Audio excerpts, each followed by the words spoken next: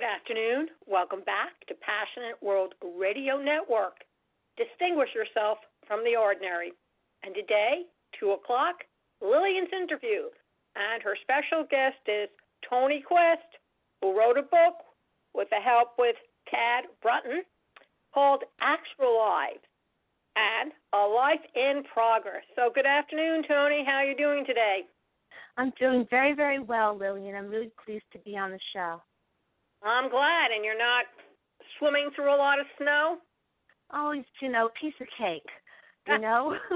We know the drill. Okay, I'm just going to say that. The audience doesn't know. I don't know if we're going to date this one, but it's actually, we're doing it, I guess it's about 36 hours after a huge snowstorm here in the Northeast. And it looks like a winter wonderland. Yes. Yes, I know. My son called. They got 30 inches of snow. We got 4 inches of sleet. Go figure. Ooh, I'd rather have the snow than the sleet. Well, it wasn't too bad. At least my spring vacation isn't going to be taken away from me. However, you are past a lot of spring vacations. You wrote a book, and you wrote a book as a memoir to tell people who you are, but not just to tell people who you are, but as they say in the philosophical, spiritual essence, you spoke about your id. So why don't you tell the people what prompted you to write a book called Actualized? It's interesting that you say speaking about our id. Most people don't even know what that is, but I do remember, my first 2 years of college, there was a lot of discussion about the id, the ego, and the superego. This is really about all three of those, if you want to, talk Freud. I wasn't really thinking of that when I wrote it, but it's an interesting take. I did write a memoir, which is, I would call it a portrait from the inside. People were constantly, I'd say they were prompting me, encouraging me, asking me why or why not. Why do I not write a book about my life? And I think in my own humble way, I like to think of myself as a person with humility. I felt that maybe people would be interested in it because there are things I've written about in the book that are so personal, and also I believe that a lot of people can relate to it. And it was prompted, I guess, initially through an instructional plan that I wrote when I was in graduate school. I think that was called Self-Actualizing Portraiture, which was really about, visual art and using it to help galvanize or heal or get through situations, especially post-traumatic stress disorder. So then eventually, I guess you did read the book, Lillian. I'm really interested in you sharing with the audience your impressions of it. But it was really written to show how I've actually come to a point of self-actualization within myself. And in writing it, I was very careful to be more about the reader than about myself. I wanted to offer inspiration through my own unusual circumstances. And I think it's important. Lots of people, maybe, I should say people from the 50s and 60s, when they read a memoir, the first thing that jumps into their mind is Portnoy's Complaint. It's a classic book. Everybody has to suffer and read it somewhere during their high school year, either as a junior or as a senior, or possibly as a sophomore. But you got to read it. And what it is basically is one kid's point of view about life, and he paints himself as a victim. Well, folks, in Actualize, there's no victim in this story, absolutely none. What it is about a young lady who grows into an adult and recognizes that she's the one who is in control of what her life is going to be and how her life is going to turn out. Thank you very much. Right. It's like it really discusses in the beginning how everything that we do from one moment to the next will shape the subsequent moments. Decisions that we make early on or circumstances that we're presented with the way in which we determine we're going to deal with it will determine a lot about the future of our lives, and it does affect other people as well. And I'll say that in writing this book, I'll say that once it was published and certain people read it, people close to me, people not close to me at all, have had there's a little bit of a common denominator. I don't want to put words into anybody's mouth about this, but because I really do feel that it's a humble book, but it's also a very honest book. There are things that are within this story that I did not include. I left a lot of room for more writing, but I think that if someone finds themselves in the book that I actually know, what has happened, I found, is that they're reading between the lines, especially if they were there, and they realize there are things I didn't put in. And sometimes what you don't say speaks louder than what you do say, but I do say plenty in this book. And also there are things within it that are surprising to myself as I was writing it. I surprised myself as I was writing about things that I already knew. But more importantly, I'm really touched by the fact that people have been impacted by it when they do read it. And I think that, I'm not going to say what I think other people feel, but I'll tell you that people have been impacted by the book. And I'm really so pleased to know this, but not in a bad way. And you mentioned Tad's name in the beginning when you introduced me, and I'm glad you did. I chose to use a co-writer who is normally a ghostwriter. I don't need a ghostwriter because I can write, but I needed a sounding board, someone that knew nothing about me that could ask me questions that people that know me would not ask. And that's who Tad is. He's very sensitive and also very astute. And actually, I'd say seamlessly, and I think I wrote this, seamlessly duplicating my voice in his understanding, as I explained to him when I actually hired him, that I just don't have the time to write everything, and I can't be objective about myself. So I chose him to help me by asking me questions via email, which actually helped me to write the book. So we started off through emails, and he would ask me questions, and I would answer them. And in doing this back and forth banter by email, the book actually got written. So basically, I did go back and pick out things that I've written from our emails, and then elaborate on them as I wrote the book.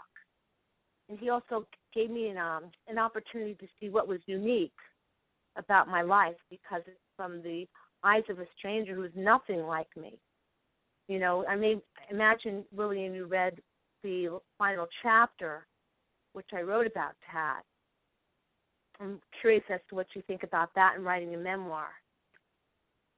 I recognized a lot of familiar traits in your memoir, and I also recognized that, unlike, I would say, some of the fantasies that have been written as kind of a memoir, inviting you to go into another world, that you had opened the door to your soul, and that you were inviting people to come in to your garden and go to whatever part of the garden they needed to go to, perhaps to heal themselves, perhaps to see themselves in what you have gone through and come to grips with what they've had to come through, and perhaps to say to themselves, well, I'm a good person, but it happened to me anyway. Why?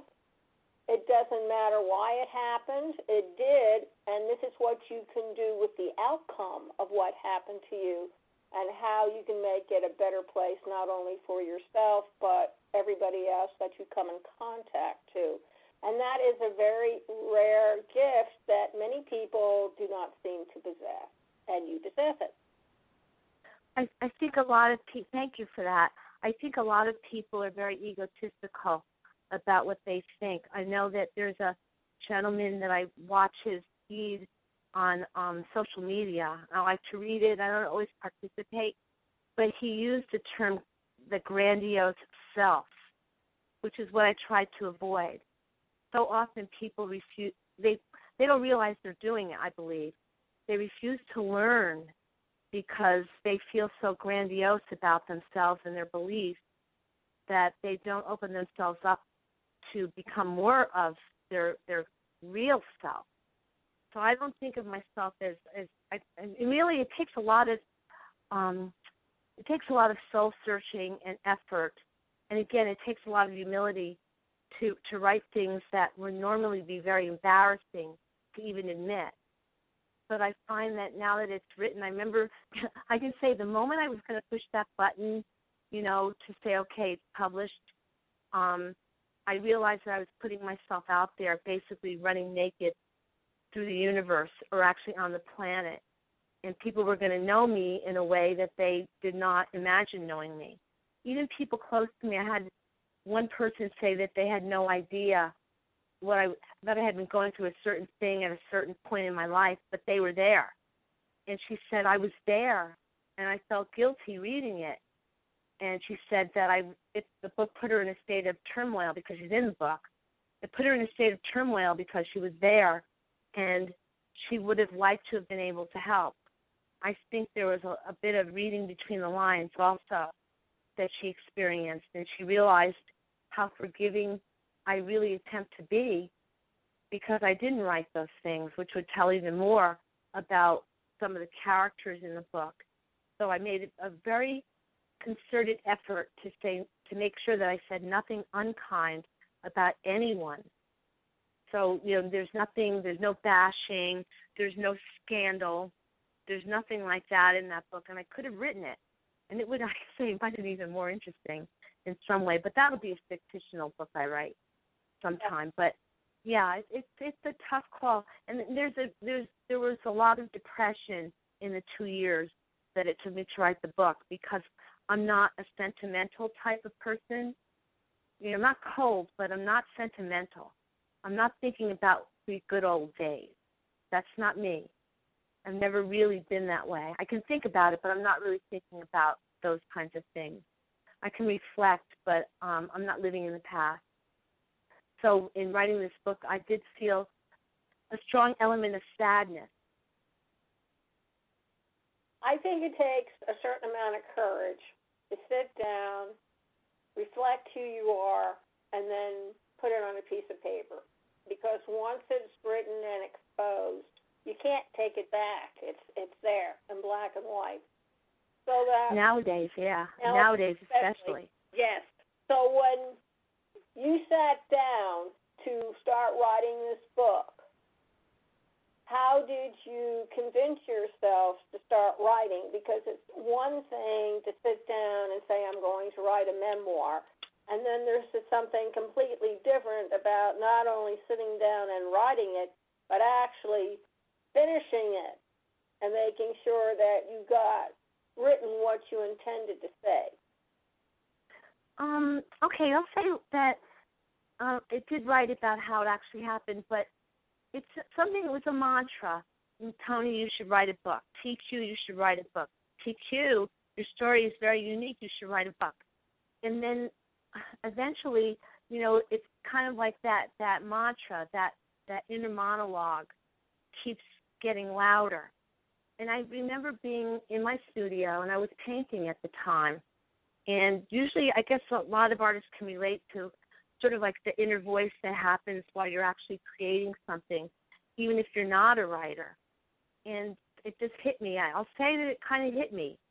I just got tired of hearing that voice over and over again, and I realized that I needed some help because I'm not sentimental. I really feel that the past is the past. I know my own story, and I think that also in talking to other people about their stories, people tend to tell me their story, and I like to listen. Not that I like to be gossip or nosy, but as being even an interviewer on a TV show or a radio show, you really have to have a genuine interest in other people. And so I decided maybe it's time for me to have a genuine interest in myself. And maybe I'm thinking that perhaps at the time there were some unhappy things I was going through or things I was trying to explain to myself.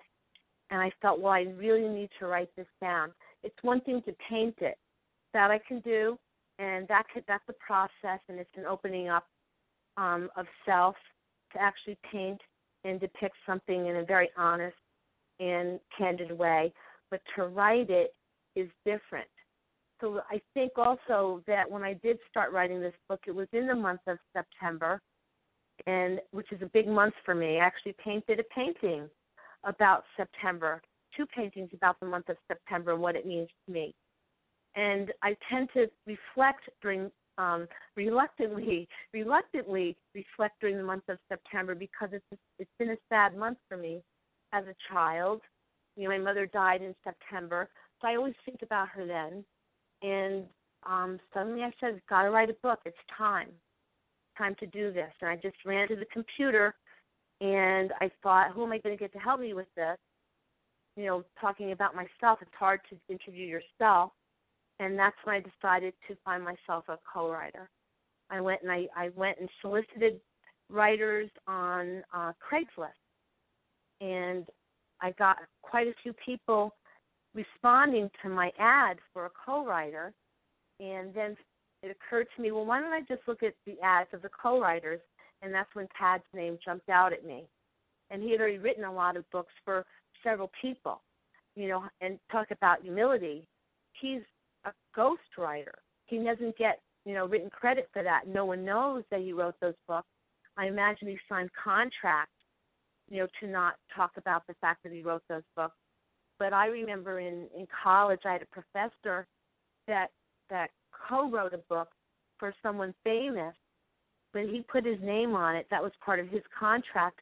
And I remember him telling me he didn't believe in ghostwriting because the ghostwriter tends to do most of the work.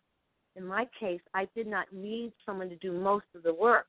I needed someone to interview me while I wrote the book with him so I could find an objective voice to reflect back to me his impressions, and then I wrote the book. Then he sequenced it so it would be very readable and very engaging, and I'm told that it's a bit of a page-turner. Oh, yes, it is. I can vouch for that. I started on chapter 1, and about 2-3 hours later, I finally left the couch. Oh, okay. So it took you about 3 hours to read, right? Yes.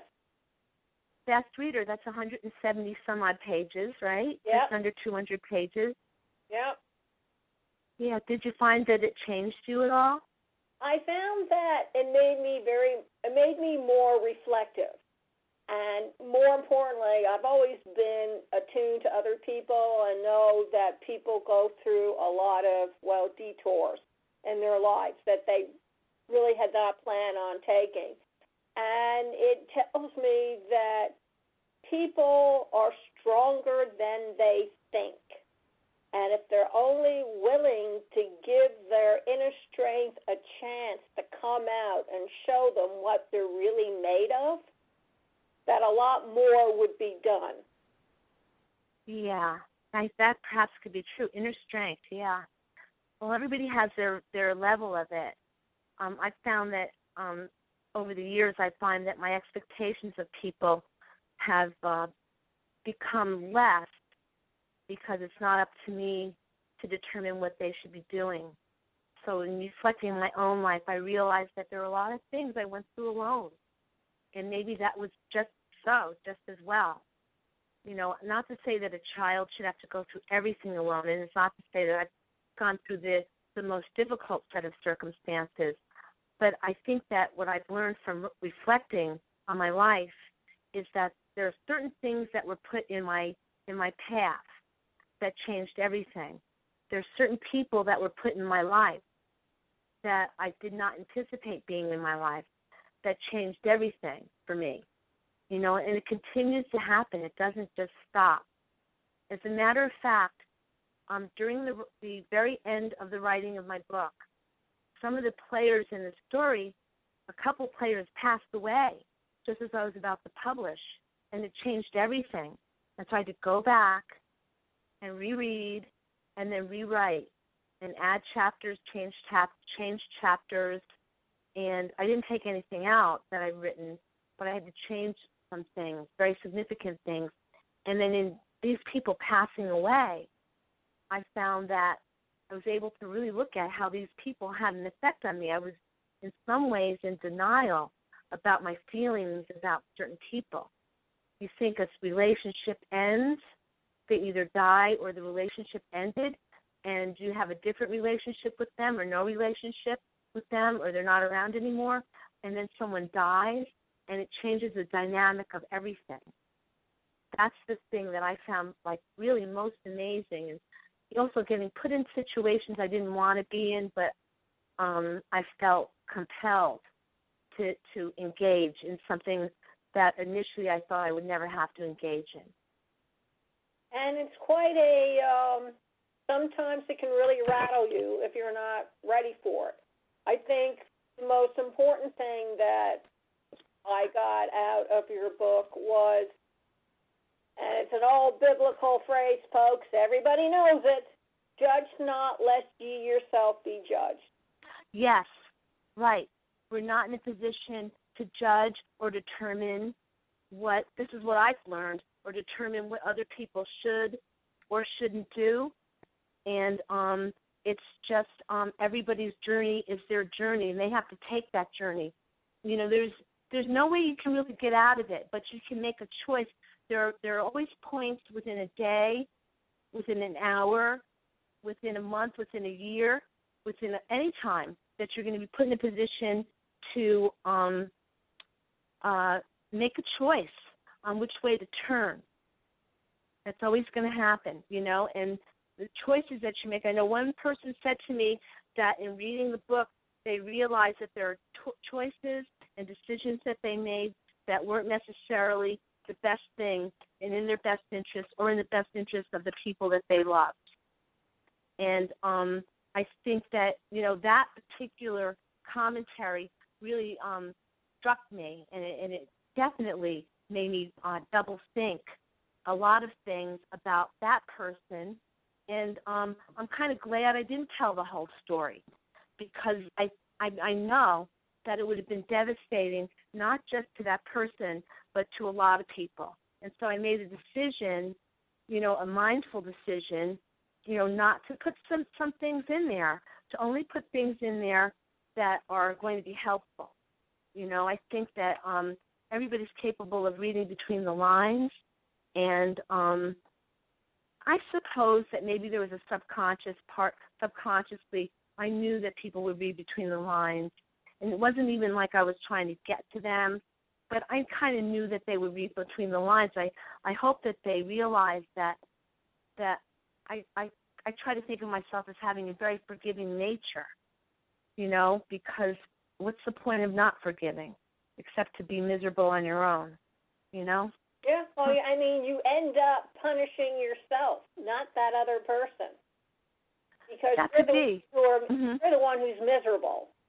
You're the one who's unhappy. You're the one who can't go forward, not the other person. So but also the implications of doing it. The implications of doing it, it's not even, you know, about me. It's about, like, if I do that, how many people are going to get hurt if I, you know, elaborate on this thing? You know, I realized I could write a fictional book instead, you know, and I could tell a story, because I think that if I told everything, people would say, oh, this is definitely fiction. I think that people might think that anyway in some of the stories that I've told. But a lot of it has to do with my belief system, you know, and we all have one, even if it's a disbelief system, you know. Yes. And I'm not trying to impress that, but just to show that there are metaphors in our lives, and you can take them seriously, or you can just call them coincidences, or you can call them divine intervention. You know, there are a lot of ways you can look at it, but a lot of things, sort of mystical things have happened to me in my life that a lot of people might call me a little bit crazy, but maybe I am a little bit crazy. But I think that when you have those divine, those mystical things that happen, I think that they're presented to people for a reason. And I'm not sure what the reason is. I don't know why I've seen certain things. I'm wondering what the reader's impression is about some of the things I write about in there that are sort of otherworldly, that actually happened. They weren't fantasy. They really did happen. I'm wondering if they just, chalk it up as coincidence, or do they see it as like something otherworldly or something somewhat divine? Is there some divinity in it to them? I'm always curious to hear what people say, and everybody says something a little different, so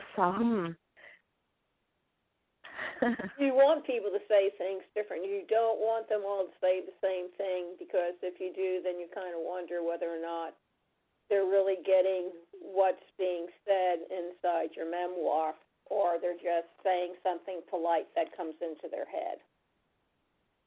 I suppose. I'm not a censorer, I'm not a censorer. You can say whatever you want, but I don't mind if they say different things or the same. There are some things, there are a few things that everybody's saying about it, and I say a lot of people, and there's some things that are unique. I mean, I hope that I touched hearts. I'm not really looking for any, I don't want anybody to say anything they don't mean. I'm not looking for straight praise, of myself. It's not really all about me. It's about the things that have happened around me more than anything else. And I think those are what's really important, and that's what really shapes you into the person you become. Mm-hmm. And if you don't have these I agree with that. experiences, you just kind of remain a lump of clay. Suppose, yeah. Again, I'm not going to say, because I really think that people should have their own impression. You said something to me about it, but you used it was kind of like a Lillian Caldwellism. Something Probably. about your skull. A lot of things. Like I pried open your skull or something. Yeah. It's when I guess I take things out when I read that are a little bit different from other people, and it's not just so much reading between the lines; it's that I can actually feel the vibrations, or the that somehow there's your person inside of you is talking to the person inside of me. Oh, so I reached you. Yes. That's what you meant. Okay. Yes. Okay, that's a good thing. Yes. That's a good thing. Yeah, folks, I have this little thing living inside of me. It's called Father Thomas. It's kind of like my conscience. And if I do something wrong, it lets me know very quickly. And if I do something right, it sort of pats me in the head in a sort of metaphysical way. Uh-huh. And I've had it ever since I was a child. And I understand from the psychologist I was taken to that not everybody has a little Father Thomas in them to keep them out of trouble. He was somewhat impressed that I, at the young and tender age of 8, already had one. Mm-hmm. And he said, well, your parents told me there was something wrong with you, but there isn't anything wrong with you, really. It's just that you have this little inside protector, if you want to put it that way, who looks out for your best interest. Mm-hmm. But it also reminds you that you're part of a huge humanity, and that each person has their own humanity, and it's going to be different from yours. Right. That's a good way to look at it. Everybody's is different. And something, what a blessing that you have the ability to listen to your inner self. It's a conscience, I imagine, or a form of having a conscience. Yes. And I understand the ones who kill and rape and murder and all that other stuff, they don't have anything down there. They're kind of empty, hollow. And I can imagine not having somebody inside of you saying no. Well, I know a forensic psychologist, I read his feed on Twitter, wrote recently that some people are just dark, they're like dark souls. Yeah. And some people are not. I don't really know because I don't know forensic psychology, but I sometimes wonder how some people can do certain things without conscience. Don't you? You really kind of say, how can you do that? Because if I do something wrong, my whole body vibrates. Mm-hmm. Like my son knows, Mom can't tell a lie because her face turns bright red. That's the way it is. Mom can't tell lies. I don't bother lying because my face endlessly glows in the dark.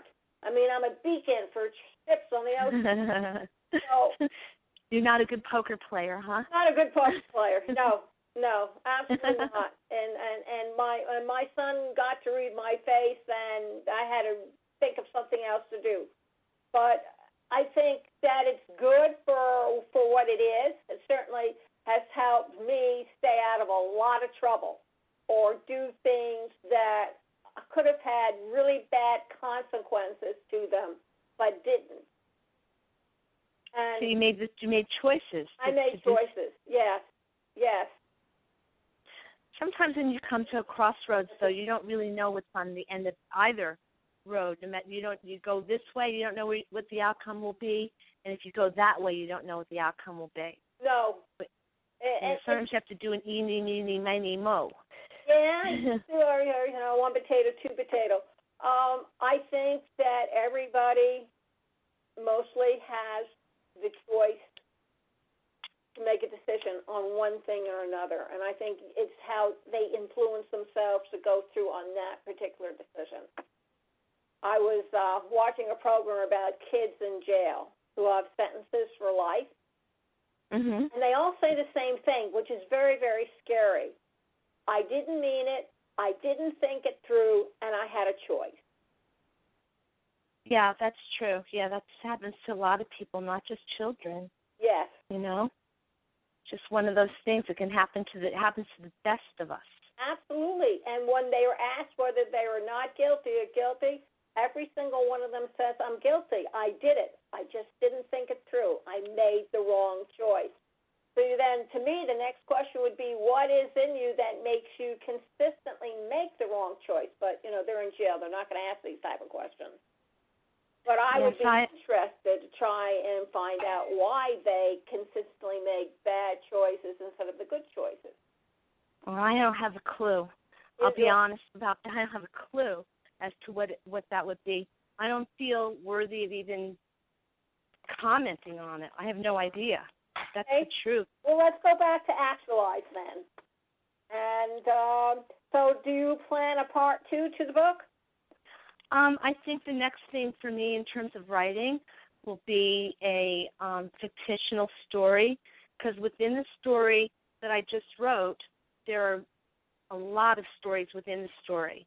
So my next objective, my next book, will probably be one of the stories elaborated upon in a fictional way. It'll be written as fiction. And how many chapters I have? 23 chapters. Yeah. 23 fast chapters. I could write 23 books. But I don't think it'll be that. I haven't decided which one. Right. I might combine, I don't know. We'll see. I think the next thing to do is to write another book in fiction. It's a fictional book. Right. And maybe even make it something just purely entertaining, but that has a message. It'll have a message. Yeah. Just as I do. I painted a lot of pictures, self-actualizing portraits, doing some public speaking, teaching. But I think that writing is key. I know that I spoke to a friend at a recent book signing who showed up. I was very surprised and pleased to see him from my high school. And he's an educator as well. And we were talking about how so many people from our graduating class became journalists, writers, actors, are successful. And he said because in our education when we grew up in the 60s and 70s, the emphasis was on writing. Writing was key. No matter where you were, no matter who you were in that school, that high school, you're going to write, And so if there's an ability there, it's going to come out. And if you're not a writer, you're going to learn to write. And so I thought that was really interesting, and I was really pleased that he came. I was shocked because I hadn't seen him in like a few decades. So it was really like really quite a thrill for me to see him walk in. It was kind of like having family there. And we did discuss that, and this was a good feeling, but also it kind of validated a few things about my life to see him walk in, even though I wasn't particularly close to him, although he's prominent still within that community, that suburban community in which we grew up, you know. So it was nice to get that kind of, I guess, validation, you know, of your existence with somebody from your distance. Excuse me? That's very important to get acknowledgement, because you don't always get it when you're in high school. It wasn't even so much that. It was a validation of my life, you know, because there's somebody that I did not expect to see that felt it was important to come and see, like, the outcome of one of his classmates. You know, I don't know exactly how he ended up there. I don't know how he found out about it. But he showed up to that book signing, and I was, like, stunned. I was stunned to see him. I think about it, I'm still stunned. But it was a great thing. It was a good thing, and there were some family ties that I found out that were between his family and my family that I didn't know too much about when I was growing up. But it was nice to see him there, and very well accomplished, you know, himself. And it was just a nice thing. As are most of the people from my graduating class. You know, I'm really proud to have gone to that school and also be part of my graduating class. Don't ask me that question. I know what you're thinking. What class was it? No, it was. I graduated in the 70s from high school and the 70s from college, and I went back to school in 2008 and got an additional degree. Which is pretty neat. So, Toni, tell everybody where they can find you in the World Wide Web, where you'll be showing up with your book, where they can purchase the book, and any other details that you want them to know. Well, I'm on the internet under screamingwoman.com, and you'll find information about the book there, which is available on Amazon.com in paperback and also in Kindle version. I'm going to be doing be part of a panel discussion. Actually, this coming Sunday from 1 to 4, I'll be in a panel discussion at the Peekskill Museum, and it will be a discussion about women in the arts, and because most of the women there are artists, writers, visual artists, dancers, performing artists. We'll be discussing what it's like to be an artist, a female artist, in any community, but I guess we're related to our own community, related to the global community. And then later in this month, I'll be part of a panel discussion at the Lucy Craft Laney Museum of African American History in Augusta, Georgia. Again, for Women's History Month, I'll be part of an esteemed panel of 3 women, myself, and also Rianne, I can't remember her last name, Rianne Swain, S-W-A-I-N, and Uta Schmidt. The 3 of us, very different backgrounds, but very much into the arts and very much involved in our art and also our public speaking. And we'll be actually moderating together with Lucinda Clark a panel discussion about women and the arts, and it's a very multicultural group of us that will be talking. And the Lucy Craft Laney Museum actually is a museum that's in tribute to African American woman who's passed away some years ago, who was very instrumental in education in the state of Georgia. So she's famous. She's a very historical woman, and I'm really proud to be part of this group and at that particular museum. So that will be, I believe, March 30th in Augusta, Georgia. And then I'll be back in Peekskill, and I'll be doing some book reading and signing for Embark Peekskill. I think it's for Embark, yes, and very, very likely for the library system within Westchester, probably at Peekskill Library first. Sounds like you're going to be pretty busy. So, Yeah. ladies and gentlemen and children of all ages, before we go away and stray, T. Adam had this to say about passion. Passion costs me too much to dispel it on every trifle.